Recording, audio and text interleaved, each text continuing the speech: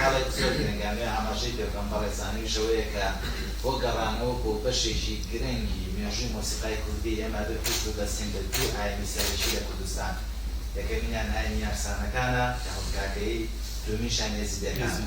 ئەم دوو ئاینە موزیکە بابەتیش هەروە سادە نییە، ڕەبوەشەیەکی ئێزگار تۆڵی هەیە.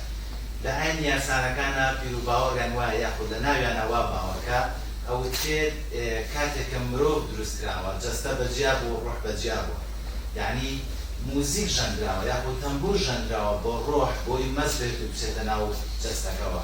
بابەتیش هەروە سادە نیە، پێویستی بە لێکۆڵینەوەی ئێزگارە زۆر و ورد هەیە. تەنانەت لە کاتێکا کە کەسێک لەسەر مەرگایە لەلای یارسانەکان تەمبوری بۆ شەدەن بۆ ئەوەی ڕۆح ئاسان لە جەستە بێتە دەرەوە، وەک چۆن سەرەتا ڕۆح بە ڕێگەی موزیکەوە چۆن ناو جەستە بە هەماشەوە. تەنانەت کاتێک گەیبەن لەسەر گۆڕستان کە یەکەنە قەبرەکەوە چۆن لای موسڵمان تەڵقین هەیە، ئەوانش بە هەمان شێوە بە موزیک یاخود بە تەمبور تەڵقینی ئەو مردووەدایە. بۆی بابەتێکی زۆر گرنگە. من پێشنیارێکەکەم بۆ بەڕێزانی کە لە بواری خوێندن یاخود لە بواری زانستی موزیکە کە کارەکەم خۆشبەختانێکیتان لێرەوە مقابلان ئامادەیە، من پێشتر بەدواداچوونم کردو بۆی کە بزانین تا چەند ئەم موزیکی عێرفانی یاخود موزیکی ئاینی چۆتە ناو مەنهەجی خوێندن، بەتایبەت لە پەیمانگاکان، پەیمانگای هونەرەکان بۆ کۆلێژی هونەر بەشی موزیک.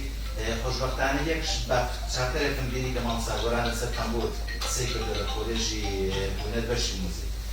و ئەمە بابەتی ئێزگار گرنگە. من دەستخۆشی لە جەناب دەکەم و پێشنیارەی کارهەژاریش زۆر گرنگە کە ئەم جۆرە سیمینارانە بریتە ناو کۆلێژی هونەر بەشی موزیک یاخود بیبێتە پەیمانگای هونەر جوانەکان. دووبارە زۆر خوشحاڵم. زۆر سپاس. ئەمە لەگەڵ مامۆستاگۆرانە باسیەوەمان کردووە کە